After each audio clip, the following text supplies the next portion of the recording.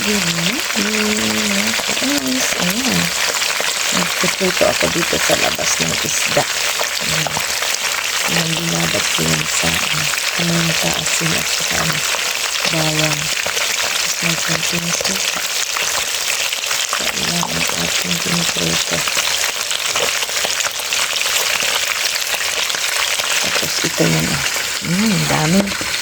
Daming nababad, oh.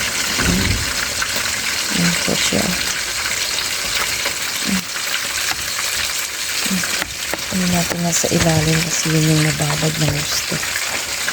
Yan.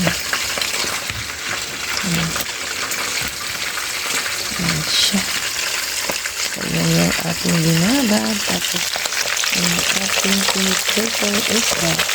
Pilito. So, ito na yung ating nilutong pritong isda. Ayan, luto na lahat. Ang dami, oh. Ayan po siya. Baunin sa school. Ayan.